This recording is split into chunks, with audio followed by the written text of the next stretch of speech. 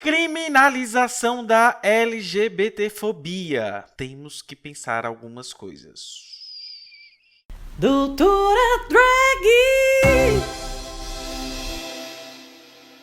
Olá pessoal, aqui é Dimitra Vulcana. Para quem não me conhece, né, a gente tem este canal aqui no YouTube e ele é um spin-off do podcast HQ da Vida. Siga HQ da Vida em todas as redes sociais e também siga Dimitra Vulcana tanto no Twitter quanto no Instagram. Antes da gente continuar a nossa pauta, eu só tenho que falar para vocês de uma coisinha que é da nossa vaquinha. O link vai estar aqui na postagem e a nossa vaquinha é para comprar um H5. Até o presente momento, na verdade, a gente já comprou o H5, a gente só não tem dinheiro para pagar. Mas enfim, o H5 tá comprado e a gente vai melhorar essa qualidade do áudio, não precisa ficar com esse headset aqui pra gente poder captar um áudio melhor para vocês, beleza? E quem quiser apoiar, né, o nosso podcast e o canal no YouTube, vai lá em padrim.com.br/HQ da Vida. Agora, hoje nós temos que falar sobre a criminalização da homofobia, LGBTfobia e o julgamento do STF da ação direta de constitucionalidade por omissão, ADO 26, e a nossa... Ai, sumiu da cabeça. O nosso mandado de injunção 4733. A ADO, ela foi proposta pelo Partido Popular Socialista, né? E aí a gente gravou um podcast que foi ao ar na terça-feira com a Caia Coelho e a Bruna de Lara, né? E a Bruna de Lara, ela é repórter do Intercept e a gente tem o link do texto dela vai estar aqui na postagem, mas era basicamente o seguinte: a homofobia, ela pode virar crime e isso é um tiro no pé? Bem, hoje eu vou trazer para vocês alguns pontos para a gente refletir sobre o que significa criminalizar a LGBTfobia e por que devemos pensar isso com calma e a gente não ser punitivista, beleza? Primeiramente, eu gostaria de parabenizar todos os advogados e LGBTs que estavam lá representando, né, e fazendo essa defesa da ADO 26 e da MI 4733. Então, eu gostaria de mandar um abraço para os queridos, né, Paulo Iotti, o Diogo Viana, do Grupo Gay da Bahia, o Alexandre Bahia, do Grupo de Advogados pela Diversidade Sexual de Gênero e de Gênero,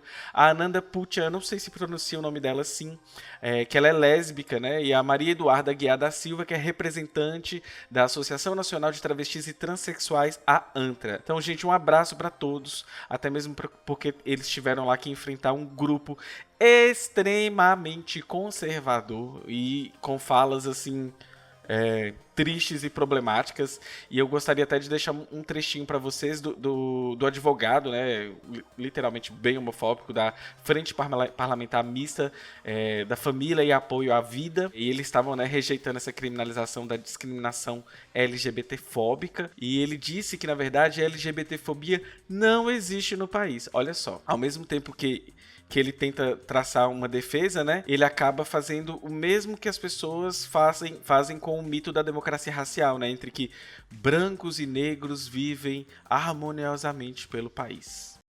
Os homossexuais, os gays, LGBT, eles convivem harmonicamente na sociedade, desfilam nas capitais do país, tocando bumbo, ofendendo a quem quer que seja, principalmente a Jesus Cristo, e nem por isso são atacados, como se disse aqui, arrancou o coração. Não tem nada disso. Eles se manifestam da forma que querem, e nem por isso são hostilizados. Então, né, depois dessa fala aí que é terrível, não tenho nada a dizer, nada a falar, né, porque é só sofrer. Mas eu queria dizer, assim, que até o presente momento, né, se a edição... se der certo nessa edição, até então vocês vão estar vendo esse vídeo, mas ao mesmo tempo o ministro Celso de Mello vai estar lendo o seu voto de 108 páginas. Isso mesmo, 108 páginas. E, assim, ele é um ministro super progressista, tem 73 anos. O que eu queria dizer, né, a gente precisa, então, refletir sobre sobre passos que significam criminalizar a LGBTfobia. O que significa criminalizar a LGBTfobia? Bem, primeiro ponto que eu vou colocar para vocês é a questão de que o STF fazendo isso, ele está ocupando o lugar do legislativo. Então, eu vou colocar vários links para vocês de tudo que eu tô falando, viu, gente? A Luciana Boitê, ela até falou assim que não cabe ao judiciário, né, tipificar crime nem dar interpretação ampliada a uma norma penal. E aí ela coloca uma reflexão assim: imaginemos se uma corte bolsonarista faria com a mesma estratégia. Aí eu abro um parêntese e coloco para vocês. Existe a PEC do cabide, né? Então, o nosso ministro Celso de Mello tem 73 anos, ele irá aposentar em 2 anos. Se a PEC do cabide passar, todo mundo que tem 70 anos irá ser aposentado ou compulsoriamente, ou seja, ele automaticamente já é aposentado. Nisto, ao invés de colocar 3 ministros que o senhor Bolsonaro tem direito, ele vai poder colocar 4 ministros. Progressistas? Será que serão progressistas? Pensem comigo. Então, se a gente pensar nisso, a gente tem que abrir um pouquinho assim um leque, refletir. Será que a gente vai querer, né, que isso funcione também para nós, que somos progressistas? Então, não sei. E aí a gente tem que pensar também na legitimidade do STF, né, como Tribunal Constitucional, de ordenar a criação de um tipo penal. Então, assim, isso é um papel do parlamento, né, e isso vai interferir na divisão dos poderes. De certa forma, os ministros, eles não foram eleitos, e por não ter sido eleitos, isso meio que fere o processo democrático. E, ademais, a gente tem que pensar, o judiciário, ele não é neutro. Lembra que eu falei que a ciência não é neutra? O judiciário também não seria neutro. Então, a gente já tem que trazer essa outra reflexão para vocês. Outra coisa, né, que o STF, ele tem que atuar como um defensor da Constituição e na proteção das minorias, e esse é o papel dele. Mas o que acontece, né? Ele está criando situações dentro do âmbito do direito penal, que é um âmbito que não protege minorias, e, sobretudo, ele é seletivo e atua, né, como um grande controle social. O que eu quero dizer sobre isso? Leiam sobre o que é encarceramento em massa da Juliana Borges, por exemplo. Vocês vão ter, assim, vários insights para vocês refletirem desde a nossa construção do Brasil colônia, como que funcionam os nossos sistemas penitenciários, como que funcionam os nossos indicadores. Então, assim, o nosso direito, ele não atua, né? O direito penal não atua, e ele é seletivo nesse sentido, e a gente tem um grande encarceramento de pessoas negras. Então, vamos agora refletir algumas questões que eu vou pontuar aqui com vocês para a gente pensar, né? Dimitra, você está sendo defensora da bancada conservadora? Não estou. Ficou claro? Dimitra, você é contra a criminalização do STF? Depois de tudo que eu li, não tem como. Vamos entender por quê, né? Primeira coisa que eu queria que vocês entendessem era o seguinte: se a gente parar pra pensar historicamente como que LGBTs têm uma relação assim conturbada com a polícia, eu vou pegar desde exemplos que não são da nossa realidade do Brasil, mas são um exemplo clássico. Pega a Revolução de Stonewall.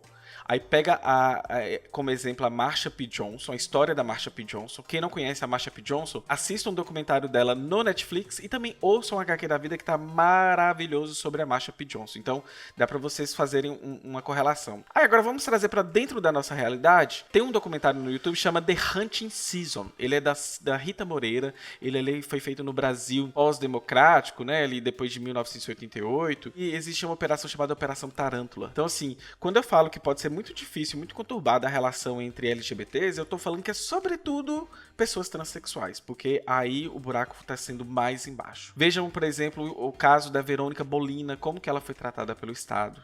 Então, se vocês não conhecem, digita aí Verônica Bolina, Laura Vermont, enfim. Sobre a Operação Tarântula, a gente também tem um episódio no HQ da vida, então ouçam lá, The Hunting Season, que vocês vão ver e vocês vão entender do que eu tô querendo trazer dessa relação conturbada entre polícia, ou seja, Estado, e cidadãos. Então, assim, se era pra gente ser protegido, o que é que tá acontecendo? Não estamos sendo protegidos. Algo está acontecendo de errado.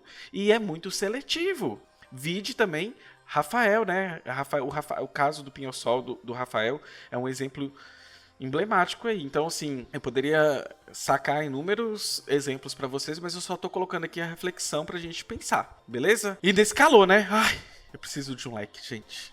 Dito isso, então vamos continuar, né? O que eu tenho que pensar então? Já falei da Laura Vermont, já falei da Verônica Bolina, já falei de Marsha P. Johnson, já falei da relação do Estado. Como LGBT, né, a gente fica pensando assim, tá, vai criminalizar LGBTfobia. Mas assim, quais são as condutas de aplicação de educação de gênero e sexualidade? Vocês lembram que a gente tá no país do kit gay, da mamadeira de piroca? Como que a gente vai ver a implementação disso? Fora, né, por exemplo, se isso ocorresse mais ou menos nos moldes que ocorre da Lei Maria da Penha, seria interessante. Apesar de que existem ainda umas falhas, e vocês podem ouvir no HQ da vida também que a gente falou sobre a Maria da Penha. E aí eu quero citar, né, uma grande pensadora do nosso tempo.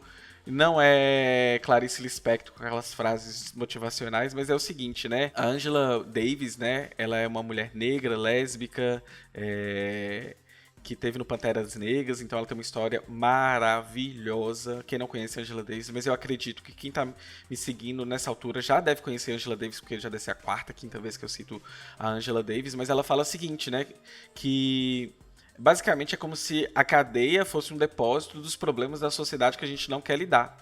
Então, como que eu posso colocar, então, gente, existe coisas boas na criminalização da LGBTfobia? Talvez a gente poderia criar estatísticas, criar dados, criar números, mas também a gente tem que pensar assim, quem é que vai ser contemplado por esses números, sabe? Eu fico pensando assim, você, homem, branco, cisgênero, gay, classe média, sofre homofobia, você vai se sentir super tranquilo de ir na cadeia, na delegacia, na verdade, e fazer seu BO, fazer sua denúncia. Será que é assim pra todo mundo? Será que funciona assim, por exemplo, para uma travesti que tá fazendo programa ou alguma coisa assim do tipo? Ou para uma POC favelada? Você acha que é assim que funciona para todos? Você acha que o sistema ele é igual para todos? Responda essas perguntas sinceramente e aí a gente vai começar a matar a charada. Eu, por exemplo, acredito que enquanto professora federal, tarará, eu chego lá para denunciar a LGBTfobia que eu sofri, beleza, eu vou ser contemplado. Não vejo problema nenhum. Estou amando neste ponto. E aí, vai ser para todos? Eu vou enunciar e dar um exemplo muito claro para vocês. Se eu denunciar uma pessoa, talvez eu consiga, pelos privilégios que eu já alcancei fazendo mestrado, doutorado, sendo professor e tudo mais. Mas, gente, não é assim para todo mundo, não. Então a gente tem que refletir. Então, pensando nisso, a gente tem que pensar um pouco sobre encarceramento e um pouquinho também sobre as questões do punitivismo. Para isso, eu vou abrir algumas perguntas da própria Juliana Borges. Ela até começa falando assim, no livro dela, inclusive, sugiro ler, livro maravilhoso, você lê rapidinho, você pega um monte de coisa. Ela coloca assim, por que fazer um livro sobre encarceramento, sistema de justiça criminal punitivo e feminismo negro? Ela está assim, colocando assim, qual é o ponto de conexão entre essas pautas? Porque prisão, punição, super encarceramento interessa às mulheres e prioritariamente às mulheres negras. O sistema de justiça criminal brasileiro, ele é racista? Ele é sexista? Ele é transfóbico? As mulheres cometem crimes? Quem define o que é crime e o que é criminoso? As prisões são as únicas possibilidades de relação entre a sociedade e o indivíduo? Pensa aí comigo. Então vamos trazer essas reflexões, né? E aí eu quero trazer alguns dados que a própria Juliana traz pra gente, né? Que o Brasil tem um sistema prisional que não para de crescer. Atualmente a gente tem, segundo lá os dados do Levantamento Nacional de Informações Penitenciárias, Infopem, a gente tem a terceira maior população prisional do mundo e a gente fica somente atrás dos Estados Unidos e da China, sendo que a gente tem 726.702 pessoas presas no país. O que significa, basicamente, gente, é que a cada um grupo de 100 mil habitantes, a gente tem 352 pessoas presas. Então, pra gente começar a refletir um pouco sobre isso. Precisa, né, pensar e fazer recortes. Vamos ler, por exemplo, vamos entender. No YouTube está lotado de participações da Angela Davis. Leiam uma coleção chancelada pela Djamila Ribeiro, né, para entender alguns debates. Mirem nos exemplos tristes que temos com a população LGBT que eu acabei de tratar e trazer para vocês. Enfim, pense como que a gente funciona, né, e como que esse Estado que poderia ser a gente tutelar, né, e não funciona nem assim. Então, reflitam. Aí vocês colocam assim, Dimitra, mas você disse que existe uma ala identitária LGBT que você não falou com essas palavras, mas que seria liberal e que é quase uma esquerda punitivista, que tá só focando no punitivismo porque já alcançou privilégios. Eu acho que eu tô dizendo, mas assim, eu queria trazer uma reflexão pra vocês, é o seguinte, que às vezes a gente pensa em soluções rápidas, né, e a gente tá num mar de chorume, olha o país como que está, e aí a própria Sabrina mesmo, ela pontua, né, que o punitivismo, olha a descrição da Sabrina, ele é como se fosse um buraco de minhoca ideológico que vai unir tanto esquerda com direita, e em certos momentos, né, como adeptos ao senso comum acerca do que é crime. Então, porém, enquanto a direita ela vai partir daquele punitivismo, né, bandido bom é bandido morto, que todos nós já conhecemos e que tem que ter pena de morte, a esquerda geralmente chega a ele após falha, né, das transformações sociais ou pelo viés da Sabrina, que é pela falha da própria praxe. Então, assim, criminalizar a homofobia é um tema que gera tensão na esquerda, que vai gerar cisões, né? Fazer um vídeo sobre isso, por exemplo, é super difícil, problemático. Assim, eu fico até super nervoso de não errar em nada. Mas olha só, a gente tem que pensar o quê? Que criminalizar, né, a homofobia, a LGBTfobia, é muito resultado de que a gente falhou na prevenção. Então, assim, temos que pensar, né? Então, toda vez que a gente surgir uma oportunidade de criminalizar algo, é interessante que a gente pense, reflita. E será que assim, pense criticamente como que isso, quais são as consequências disso que a gente está pensando. Então, assim, do que vai acontecer. Tendo dito tudo isso para você sobre esquerda punitivista também, eu vou contar uma história do caso do Al-Amin. Eu não sei se pronuncia o nome dele assim, mas em junho de 2016, né, ele esteve num restaurante em Chelsea e era conhecido um bairro gay de Nova York. E aí aconteceu que ele teve uma briga com um casal de gays brancos, né, o Ethan Adams e o Jonathan Snipes. Tanto o casal, né, eles acusaram o Al-Amin de um insulto homofóbico contra eles, ele deu uma cadeirada neles, assim, foi uma loucura. Só que aí, né, viralizou isso na internet, a mídia colocando ele como um brutamontes e tudo mais, e por causa disso ele ia pegar uma pena de 50 anos de prisão. Rolaram, né, protestos e tudo mais, colocando ele como um brutamontes. O cara era negro e ele era muçulmano nos Estados Unidos. Então pensa aí nas junções das opressões, né? E aí o que aconteceu, né? O cara que foi insultado, se eu não me engano, o Snipes, tempos depois ele até mesmo disse de não ter certeza se foi o próprio Al-Amin que tinha insultado ele, por isso que ele começou a brigar com ele. Acabou que no final o Al-Amin ele foi preso ele foi condenado, né, a 9 anos de prisão. Só que o plot twist melhor. O Al-Amin é gay também e era ativista LGBT. Entre o embate, né, entre 3 gays, na verdade, o que prevaleceu foi a cor e a raça, né? Então vocês estão tentando entender, assim, de coração aberto, o que eu tô tentando explicar pra vocês? Então, basicamente, né, a comunidade LGBT, ela não merece essas migalhas que precisam colocar. A gente precisa, talvez, quem sabe, talvez um texto à altura da Lei Maria da Penha, que é é considerada, né, a terceira melhor do mundo quando se trata de enfrentamento à violência doméstica. E mesmo assim, é cheia de falhas na sua execução. Agora a gente já vai começar pelo fim? Fica a reflexão. Eu estou aqui trazendo tudo assim de coração muito aberto pra gente pensar e tentar chegar em um denominador pra gente andar com esse debate, beleza? Diga aí o que vocês acharam, tá bom? Haters, eu vou ignorar todos, por favor, tá? E se vocês quiserem ouvir o HQ da Vida, né, vá lá no Spotify, siga a HQ da Vida no Twitter e no Instagram, siga Dimitra Vulcana, assine o nosso canal e se você quiser ser nosso apoiador, vai lá em padrim.com.br/HQ da Vida. É isso, um beijo e tchau, tchau!